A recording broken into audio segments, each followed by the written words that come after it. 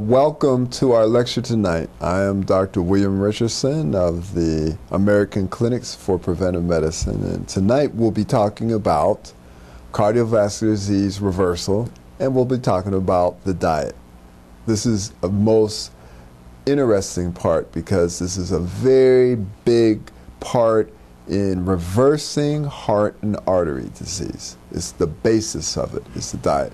Now, the side effects of this particular diet include reversing diabetes, reversing high blood pressure, obesity, impotency, arthritis, and everything else. So you would think this diet would be very prominently displayed in hospitals, but they're not because they're busy putting McDonald's and Chick-fil-A in the hospitals. Okay. We might add, it prevents these things too. That's right. My brother willingly points out that this particular diet also prevents heart disease, prevents diabetes, and high cholesterol, obesity, arthritis, etc. So the diet, it reverses, it works, and basically good diet equals good health, and that's the whole basis of what we're talking about. An overview of what we'll be discussing are tips for healthy living, fat definitions, because there's low density lipoprotein cholesterols, high density, and what all that means.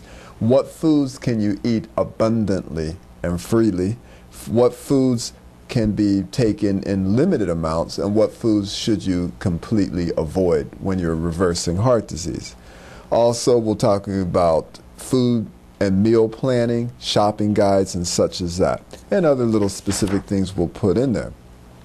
The good thing is that you can eat all prescribed foods until you're satisfied as much as you want.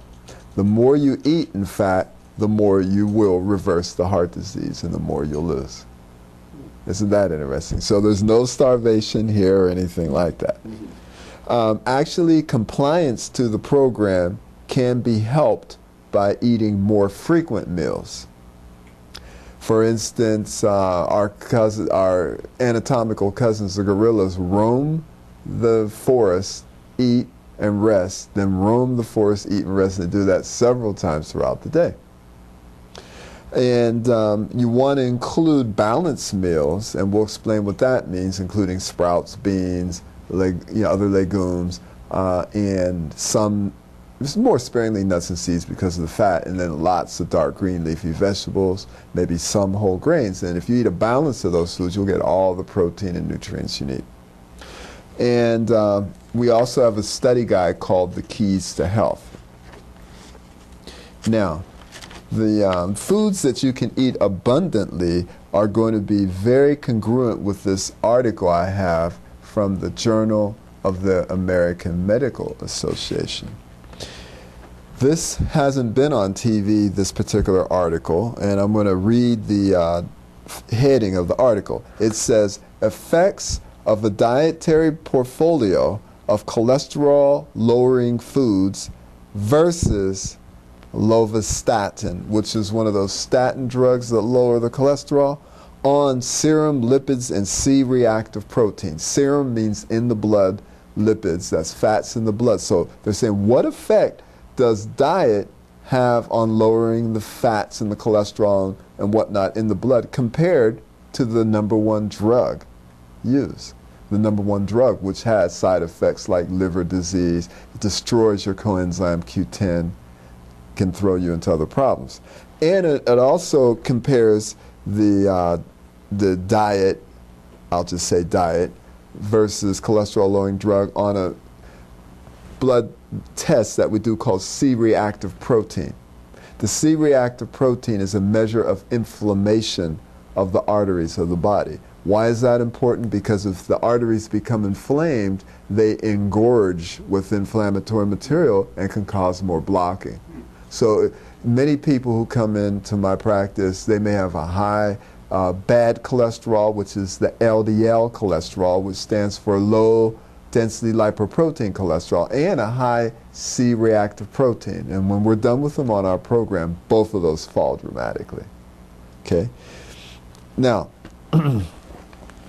the objective of this study, which was it was published July 23rd, 2003, was to determine whether a diet containing plant sterols and viscous fibers. We'll get into that. Viscous fibers mean that it's mucilaginous-like fibers, like oatmeal and stuff. You know, it's kind of mucousy. And also soy protein and nuts. And all those things, legumes and vegetables, in a nice array or combination. Can these recommended food components lead to cholesterol reduction compared with the drug, the statin drugs? That's the question. So the results were that they had a controlled group which was on a regular diet, and the LDL, the bad cholesterol, went down maybe 8%. The drug group went down 30%, and the diet group went down 29%. Very high. You see, so the diet was just as good as the drug in lowering the cholesterol. The C-reactive protein went down 10% with the control group, which they were put on a more decent diet, but not as good as the diet group. And the drug made the C-reactive protein go down 33%, and the diet made it go down 29%, which is very close. So in conclusion, dietary recommendations focuses on diet low in saturated fat, which you get from mostly animal products, high in viscous fibers like oats and barley and plant sterols, and high in certain vegetable protein foods like soy and nuts like almonds, appear to reduce LDL cholesterol, which is the bad cholesterol, similarly to the initial therapeutic dose of a first-generation statin. Well, that should have been all over the news. Now let's look at these particular foods. The foods that can be eaten abundantly on the heart disease reversal diet include yellow, green, and red vegetables. What does that include? Broccoli, asparagus, celery, kale, collards, turnips, watercress, parsley, spinach, lettuce, dandelion greens, turnip greens, cauliflower, bok choy. And you can eat as much of this as you possibly can. There's no restriction. Secondly, sprouts, alfalfa, onion sprouts, lentil sprouts, pea sprouts like green pea sprouts, adzuki bean sprouts, soy sprouts. Okay? You can eat as much of that as you want. Now another category would be beans and peas like lentils, adzuki beans, lima beans, and you would want to soak them first, and you can make a bean soup, or you can sprout them. Now, fruit vegetables. Fruit vegetables would include okra, tomatoes, cucumbers, bell peppers, zucchini, yellow squash. Many people think of these as vegetables, but they're really fruits because they have seeds. Flavorful vegetables, scallions, leeks, garlic, onions, mushrooms. Root vegetables like parsnips, beets, kohlrabi, radishes, you can eat those. Squashes like spaghetti squash, winter squash, summer squash, all those squashes. Potatoes, African yams, sweet potatoes, white, purple, gold potatoes. Of course now, the sweet potato and the yams make the sugar go up only half as much as a white Irish potato. So you may want to tend more toward the yams and the sweet potatoes. Fruits, cranberries, Granny Smith apples, lemons, limes, all those sorts of things. These particular fruits, like Granny Smith apples and grapefruits and whatnot, are lower in fructose than the more sweet fruits. The sweeter the fruit, if you can't handle the sugar, it does turn into fat. And if you have excess fat cells, it grabs up your normal insulin and makes you more susceptible to the sugar. That's why obesity is associated with diabetes because the insulin is sucked up by the fat cells. So when weight loss is done, then you're able to eat more sweeter fruit. And the diabetes goes away. And the diabetes many, many, many times goes away, and completely many times. Then there's the category of whole grains. Some whole grains produce more sugar than others. The least amount of sugar is produced by quinoa. That's Quinoa. And you can sprout quinoa very easily. Millet, Millet, amaranth. These produce less sugar. And of course, they put corn here, but corn is really a grass. It's really a grass. Whole grain products can be consumed. Now, if one is diabetic, they have to watch the grains because the grains are turned into sugar if you eat too much of it. So the basis of the diet more so should be vegetables than even grains. And lots of them. Today I had a salad. It was made of mixed organic greens, raw kale greens, tomato, and raw broccoli. Now broccoli is best eaten raw. Do you know why? Because the anti-cancer agents, the indoles in it, that if you cook it, it smells stinky, you know how, and it gives you gas, that's all sulfur containing. And if you cook it, you kill those things, and you don't have the cancer prevention as much. So if you must cook it less. Also, cutting it and letting it sit for a while increases the anti-cancer potential of broccoli. And you want to eat organic broccoli. How does it do? It does that because certain enzymes are released that help start to digest the broccoli and open up the cells to let those good things out. Now, marinating broccoli and greens is excellent because then that really brings it out. You can take like a bunch of greens, wash them. My favorite greens are kale greens. Then you can chop them up. Then you can add crushed garlic, like 2 or 3 cloves per bunch of greens. Maybe 1/3 of a cup of olive oil. You can add a half of lime or lemon juice, maybe a pinch of sea salt, and then some thyme and some marjoram herbs. Could you elaborate on that raw food aspect and why it's so important? And cooked greens are one thing, it has some value, but the raw greens is where we really get people. Well, the raw greens have more organized bonds, let's say chemical bonds. When you cook them, they denature a little like that, and therefore the enzymes it's more difficult for our enzymes to digest it. The plant enzymes that are in the plant or our enzymes. Also, you kill the enzymes in the plant when you cook it so that the digestion is harder and pulls more of our energy to digest it. The raw greens are more cleansing because the fiber is stronger, so it's going to have a better effect in releasing the cholesterol out the body because a lot of cholesterol is dumped in the GI tract. So it's going to pull it out like that, the raw greens. And you just have to make them flavorful. It's much stronger for you. It does still produce pot liquor, by the way. You know, well, some people may not know what that is, but we know that that's an old Southern word for the juices at the bottom of cooked greens. But then if you chop the greens and let them marinate, then you're going to get a pot liquor too that's worthy. Could you also comment on the animals that don't cook or boil? Right, that's right. You know, that well, there are no animals that cook any foods except humans, and we're the only animals that have heart disease, arthritis, obesity, and whatnot. For instance, we are more like genetically gorillas and orangutans. And gorillas are 500 or 600 pounds. It's not about size. It's about strength, power, and purity, and food, diet, and whatnot.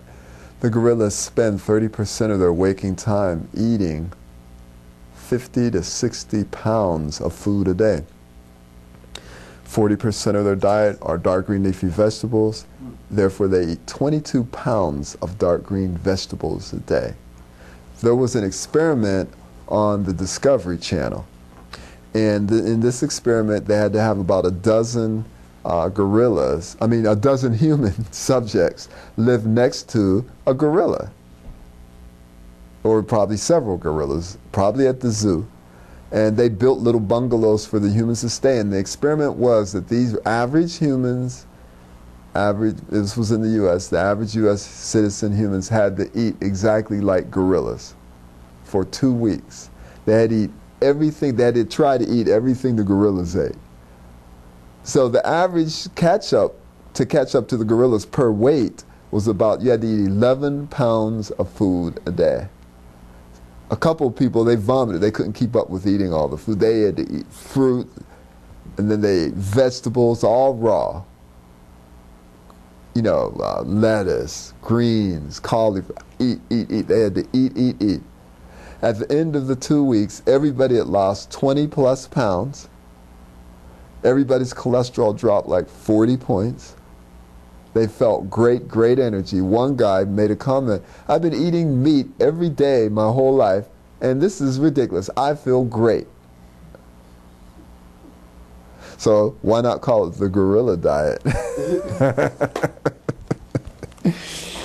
And, for instance, getting back to the grains, most of them have to be cooked, so they're not really our natural food. Not if you really have to cook it.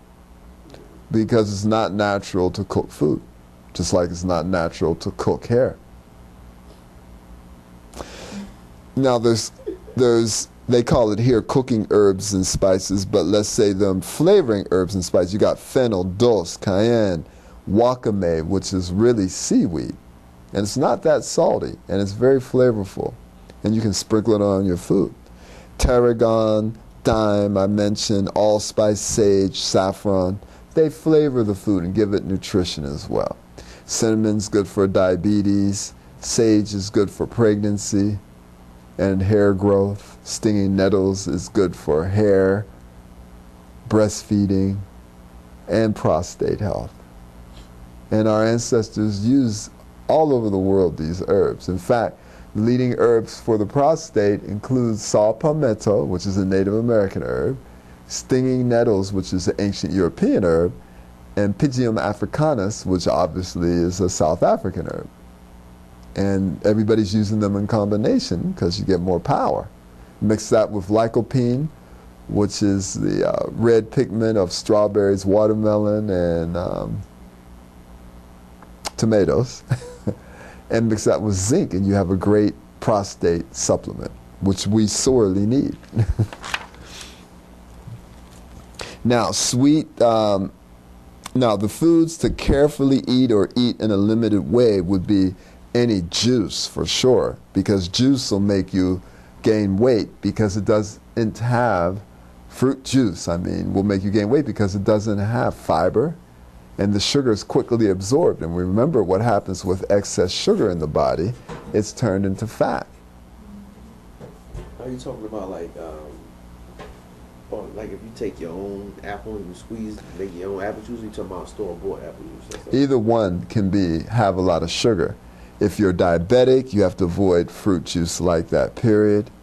And it would be better now, imagine this. This is a different concept. There's whole food concept, where if you're going to, let's say you're going to consume an apple and some blueberries, why not put it in water with a little sprouted, holistic protein powder if you can take the mixture, or if not, spirulina, for instance. You know what spirulina is? It's a green powder, usually a powder that comes from the sea. It's a microalgae, and it has protein, vitamin B12, and beta carotene, and iron. It's really good.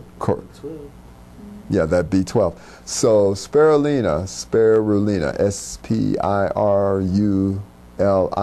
Okay, spirulina. So let's say you put a whole apple in a blender and some other sweet fruit like blueberries or blackberries. Then you blend it up in some water, add some ice, a little spirulina, or other greens like wheatgrass or barley green powder, kelp, pinch of kelp. And you just start making mixtures like that. Now, you're going to get the fiber of that apple, and it's going to be diluted in the water. It's the fiber, you eat the fiber because it's the skin of the apple? The skin, you put the skin of the apple in there, preferably it's organic apple, and all the fiber in the apple. Now, you're going to eat that whole apple, but how many apples, and that's going to make several cups of fluid. But if you drink pure apple juice, how many apples is it going to take to make, say, 2 cups of apple juice? It's going to take maybe 6 to 10 apples. That's a lot of sugar. But if you eat the whole apple, it'll fill you up because of the fiber and everything, and then you won't get the sugar rush. When you say the whole apple, so normally if I do something like that, I normally cut around the center. Yeah, you would get the dirty part out, but you would want the seeds. Pulverize the seeds, because the seeds have special other anti-cancer properties, protein, as well as essential fatty acids. For instance, let's say you decided that you could take a melon. Let's say maybe you worked out well, you drank some water, you went and worked out, did some walk 2 miles, and then did 30 push-ups, and then some crunchies, and you were sweating and everything and hungry, and you wanted to eat a snack. Maybe you could take 1/3 of a cantaloupe, take the seeds, put it in a blender, then take the flesh of the cantaloupe, then 2 ice cubes so it doesn't get too hot, maybe a little bit of water, and maybe a pinch of stevia. You know the herb stevia? Okay, S-T-E-V-I. I'm sorry, S-T-E-V-I-A. Stevia is an herb from Brazil that's 200 to 300 times sweeter than sugar. And it has no caloric value for it. It's great for diabetic, it's great for weight loss. Won't raise your blood sugar at all. Won't raise the blood sugar. It's a major trick. I use it every day because I don't want all that sweet. I already eat enough sweet things like whole fruit and things like that. If I'm making a smoothie with whole fruit and some type of protein powder that I can take with it, I don't need to add any more sweetener except stevia because I don't want the extra sugar. What would be a good for protein powder? Well, there's many types of protein powders. You can get soy-based. My favorite are the sprouted types because they're easy to digest. And I eat only raw foods, so mine are usually sprouted, freeze-dried, and still considered raw. And there's many. You can go to Life Grocery, Seven Under, or these great health food stores and find rows of it. Another good one is hemp seed protein powder. It's good. It has great essential fatty acids, and it has really good quality protein. Yeah. So you see, this is a great exploration. I really enjoy talking about this because this is how you can actually do something. You can really do it. Dean Ornish proved in medical journals and with peer-reviewed medical journals. That means people are looking at it to see if it's true, not just somebody saying something because it's their opinion. He proved that you can reverse heart disease by eating a 10 to 15% fat diet. You can literally reverse heart disease by eating a 10 to 15% fat diet. So that means all the vegetables you want, maybe some whole fruits, some whole grains, plenty of sprouts, maybe some beans like black bean soup. Now black beans and those type of beans don't make your sugar go up high. And you know what fruit is not so sweet? Black cherries. Black cherries make your sugar go up a level of 30, whereas brown rice may make it go up to 55. I'm saying brown rice is better than refined white rice, because white rice may go up to 95. So whole grain brown rice is much better. And then you got the black wild rice, which you can sprout and germinate, and that's about the same. That's what raw foodists eat for rice. The sweetest fruits include watermelon, pineapple, and banana. I use banana in my smoothie almost as an extra sweetener, mainly. And I do like watermelon, but if I was diabetic, I'd probably avoid it like the plague. If you put the rind and the seeds in it, it really lowers the blood sugar. Right, right. But if I was a hard diabetic, I'd still avoid it. What we're going to say about the brown rice is for beginners in vegetarianism and all. The quinoa, the millet, and the amaranth, and those, and while it is for advanced. So Right. So I don't eat brown rice anymore. You probably don't eat much either. No, I don't eat it. But it's a good start. I mean, it's much better. Grew up on that. Yeah, and we used to make tofu. Tofu's actually 50% fat, and low-fat tofu's 30% fat. So if you want to eat a 10 to 15% fat diet, you have to eat tofu like the Asians eat tofu. And I'm going to tell you how they eat it from what we've read and what we can see in talking to Asians who know traditional Asian eating, okay? They eat buku amounts of vegetables and some rice and then a little bit of tofu compared to the volumes of vegetables they eat. And if they eat flesh, they eat smaller amounts of flesh and buku vegetables and rice. The difference is over here, when we got a hold of tofu in America, we make tofu turkey, have a giant piece of turkey, and blow it the same way as the meat. You know, in developing countries that some of the people do eat meat, they eat very small amounts compared to the great amount of vegetables. In Nigeria, when I visited, they ate this yam, and the yam is lower in making sugar go up than sweet potatoes and brown rice, the yam. And this yam in Nigeria can grow 90 pounds, feed a family for a week. I've seen it with my own eyes. It's amazing. Been over there. It also controls the sickle cell. It controls the sickle cell, and it's anti-cancer too. Yeah, that too. What kind of rice you said this was black rice? Well, black rice is wild rice, so-called wild rice, and it still has the casing in it, and you can actually put moisture on it and it'll sprout. So it can be living rice. Whole grain brown rice is a little more refined, but not like white rice at all, and it's still whole grain and not bleached. It's relatively a decent food if you handle it well, really. Quite decent. I mean, the decent, typical, best cooked vegetarian foods would be, well, of course, a salad, because you want some live food, and then lightly steamed vegetables, you know, whole grain rice, and a little bit of beans to balance the protein. Now, you can eat the beans another meal just with vegetables. That's optimum because that's food combining.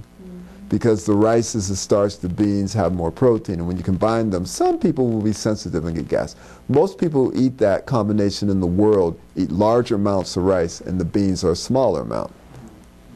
Because lentils are actually kind of mucus producing, lentils. A bit, they're more acid forming. Almonds are least acid forming of some of the bean. Well, they're nuts, but they're least acid forming.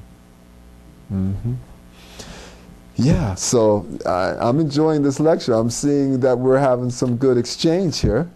And now foods to complete, so I want to go over again the foods that you have to eat sparingly. The sweet juices and some sweet fruits. You would not want to go all day eating bananas and watermelon and pineapple. Your sugar will go out, okay? Avoid high fat. That means avocados, nuts, nut butters, soybeans, and products are more fatty. Coconut, olives, and tofu.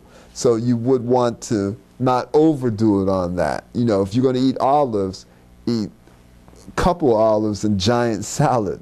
Don't eat a cup of olives and a little bit of salad.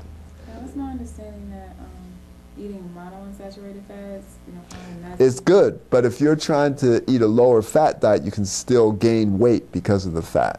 Like I love nuts and almonds and walnuts and pistachios, and I'm finding that you have to keep it balanced with greens. You know, so I can eat this many greens or fruit and then a smaller amount of nuts. You don't want to eat more nuts and then less fruit or vegetables.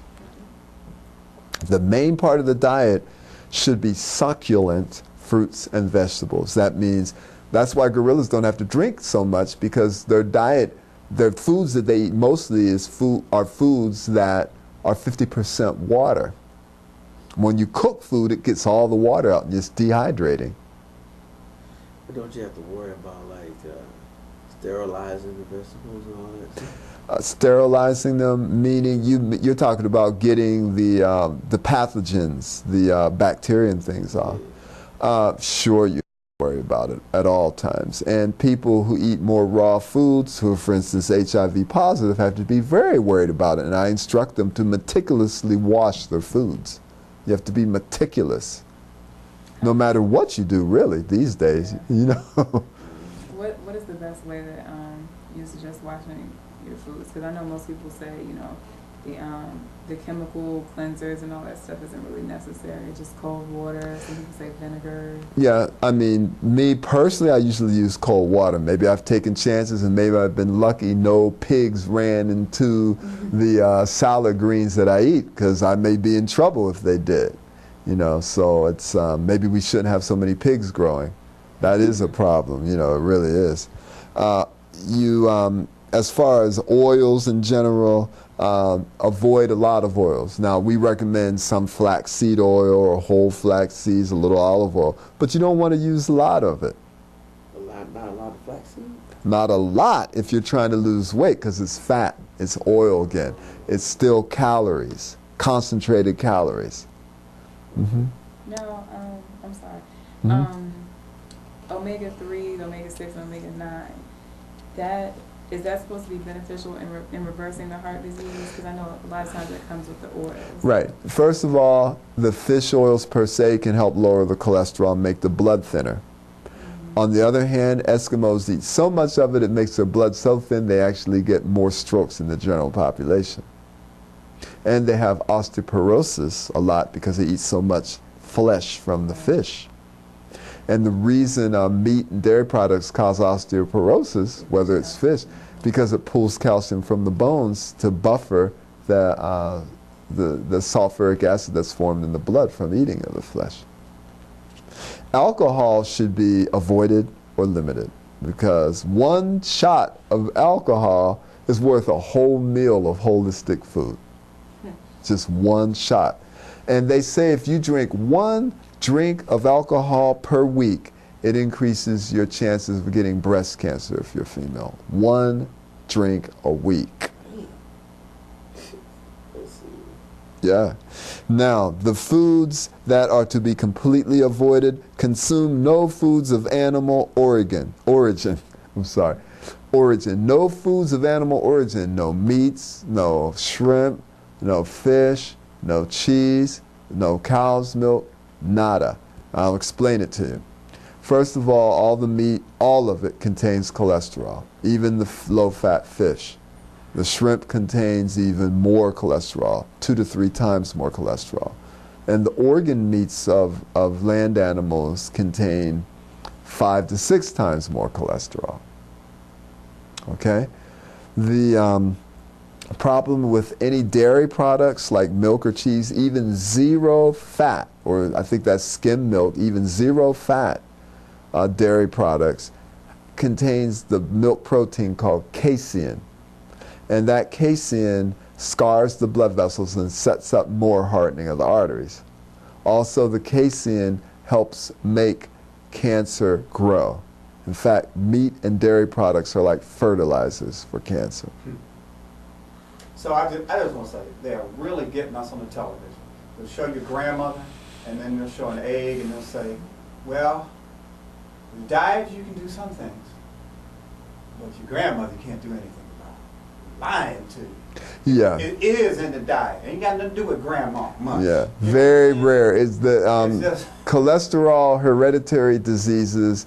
I think I've seen one of them, maybe 1 or 2, maybe 3, but probably no more than 2 of my whole medical career, which technically started when I graduated from medical school in 1979. And I saw one guy, he was 23, had a heart attack. And the higher powers, you know, my up doctors, the doctors who were governing me. He wasn't my particular patient, but we commented on our rounds, and they said he had a particular familial cholesterol disease. That's the only one documented. Nowadays, we're having people get heart attacks at the age of 16. And that was not hereditary because this particular person was 185 pounds at 16, had adult onset diabetes, and had adult-like high cholesterol. You know, so we want to avoid all animal products, and we pretty much want to avoid oils, except sparingly use flaxseed oil, maybe olive oil sparingly, more sparingly. We want to avoid MSG and all those bad food additives, and saccharin, NutraSweet, and aspartame. Why? Because that increases your hunger, stimulates hunger, these artificial sweeteners. So instead, use stevia. Agave. And agave is possible too, A-G-A-V-E, agave. But it comes from the cactus. Yeah, it does. That's what they make tequila out of, actually. Fantastic sweetener, yeah. Mm-hmm. Yeah, I didn't know that many cactuses on the planet to be making all this. You go to the store, bottles and bottles of it. Man, there must be a lot of cactuses. There You are. can see agave down at the botanical gardens. They got them all over. This is where this sweetener comes from. Mm-hmm. And then I'll just mention some substitutions. Butter, there's really no substitution, or a little bit of flaxseed oil or spectrum canola oil margarine, although it's not optimum to use a lot. Cheese, maybe non-fat soy or almond cheese, that's possible. Chips, maybe non-fat chip. You know, but if you eat too many rice cakes, it'll make you gain weight because it's all those carbohydrate calories. It'd be better to eat a little bit of whole grain rice or wild rice and lots of vegetables. Incidentally, the green leafy vegetables, remember how we were talking about a few numbers like white bread and white rice make your sugar up to 95, cherries 30, black beans 30, sweet potatoes and whole grains maybe 55 or 50.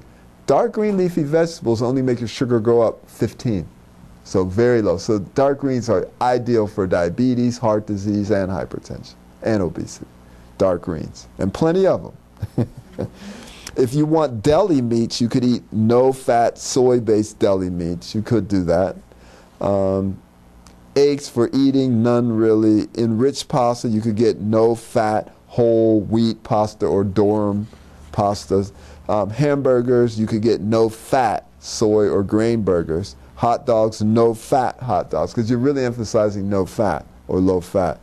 For milk, non-fat rice or almond milk, those types of things. And it goes on and on and on. You can get baked, like I said, baked chips and those things if you want. White rice, you can get the whole grains, you know, and that sort of thing. It's amazing when you walk into a health food store, all the great products they are. One of my teachers, Mr. Russell Harrison, he's a great herbalist in Los Angeles. He walked me through a health food store one time. He said, most of this stuff really isn't that great for you. You have to do the same thing. You have to go around to the produce. You don't need 15 shelves of various chips. Now, I'll take 15 varieties of various organic apples or a couple different types of broccoli or sweet potatoes or something. That's what we should concentrate on, are the uncooked vegetables, number one, and then some fruits, some grains, some legumes, like black beans and things. So, you've got to think, though, how are you going to make this flavorful? I mean, you can be very bohemian and just bite into a broccoli. Or you can marinate it and put those herbs and spice, little lime juice, crushed garlic, and make it taste really good. And that's how you can do it. It's wonderful. It's a wonderful thing to do. It's a wonderful world. You have to plan your meals ahead. You can't just be walking down the street at 1:30 p.m. and all of a sudden you get hungry and there's a Checkers here, McDonald's here, and all these things, and you say, gotta eat, and then you walk in there. You have to be prepared. I have a lot of truck driving patients. between here and we had a truck driver on the radio who really got his health together just listening to us on the radio. And also now I'm working at a medical center, occupational medical center, so I get to talk to a lot of truck drivers. Main thing I tell them is be prepared and carry your food with you on the truck. Do not be caught hungry at a greasy spoon restaurant. You best have a cooler with some squash, some chopped up broccoli, you know, et cetera, et cetera, et cetera. Be prepared. Go to Burger King, get a veggie burger, and same. Yeah, now that's the other thing. Be smart. You can go to Burger King and get a veggie burger. You can go to, yeah, it is, but it's still better than the burger. It is. It's much better. And you can go to Taco Bell and get a 7-layer bean burrito without the sour cream and cheese, and that's a vegan thing. It's much better than the chicken, the cheese, and all that. So, yeah, you know, there's always a way to do things better. So if I was there and I had no other choice, you're darn right. That's exactly what we do. But beware of other things like French fries. Children eating French fries from McDonald's or Burger King once a week, female children between the ages of 3 and 11 eating fries once a week can increase their chances of getting breast cancer when they're adults. So do not think you're going to get a veggie burger, then you're going to screw it up with fries and a milkshake. You better get some water and get a salad. Get some raw vegetables. Then, Baked potato. and a baked potato, get a couple baked potatoes at Wendy's. Put little beans on there and a bunch of broccoli. So there's always a way to do better and survive. And all those things count now. That's why I'm not discounting them. There are different levels of eating. There's different levels of flesh eating. You know, there's different levels. I'm not ready quite to be a breatharian where all you're doing is breathing fumes. I mean, it's too polluted here. And, you know, I'm not sitting in a tropical rainforest with the essence of flowers and spring water flowing around me. But people actually do that. Supposedly for a while, yeah, you can do that. I mean, I've gone 4 days with just water. I've gone 30 days and 30 nights on juices, you know. So, and I think we mentioned power smoothies, whole grains, you know, for breakfast, pure water, maybe teas, maybe whole fruit, and maybe power smoothies, maybe whole grains, depending on how hungry you are. Maybe you can't eat all that. And basically eat when you're hungry. Always start with fruit and end up with something more dense. For your lunch and dinner, always start with raw giant salads and go from there. There's so much you can eat: salads, soups, bean dishes, grain dishes, casseroles without fat and cheese, without fat and dairy, pita sandwiches, baked or steamed potatoes. They can be yams or sweet potatoes. Protein patties, hot dogs. If you go to cookout, bring your own. and prepare your own food when you go around your family, and prepare enough, because once they get to tasting those raw greens and that raw sweet potato souffle or pie, they're going to eat you. They'll eat all your food as a snack. You watch, that'll happen. So be prepared. Have more than enough. Is the yams you're talking about the same as candy yams, or is it different? Right. Well, candy yams, they're adding, I think, sugar and things, so you wouldn't want to do that. But it is the same thing. Now, I make a raw yam pie. How you do that? You take the yams, you put them in a food processor, add spices and things, and make a crust. Now, I make my crust. You can make it out of, like, oats and little walnuts and dates, and you put it in there and add the spices. It tastes right good. Really good. Very good for you. Very good for you. So we talked about stevia, power smoothies, and then next we'll talk about super supplements. But as I said, this diet has been verified scientifically. It just can't make the drug companies any money. Here's another article. A special diet that might be as good as a statin. In you know, these drugs. A special vegetarian diet low in saturated fat included plant sterols, soy protein, viscous fibers like they always talk about oats, maybe some nuts, lowered the bad cholesterol and the C-reactive protein just as much as a statin did. Now, you didn't hear that on TV because they're not selling their drugs with that, you see. But I'm telling you that this special diet has been proven scientifically to reverse heart disease. And when you add chelation therapy with that, judicious use of exercise, regular exercise, and smoking cessation and supplements, which we'll be talking about next lecture, you will reverse heart disease. I've seen it time and time and time and time again. In our clinic, we've had people lose hundreds of pounds multiple times. Reverse high blood pressure, reverse heart disease. Cholesterol's dropping from 296 down to 136 without any drugs. All we see in that. Reversal of disease going to the brain, all that. And it's a lot cheaper to come through this type of program than to go and get open heart surgery for $135,000 and all the trouble and possible brain damage when your blood gets hooked up to the heart machine, artificial heart machine, when they freeze your heart.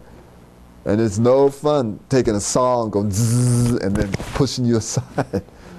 And when you could come to me and get it done for a fraction of the cost. So I think I'll stop there and do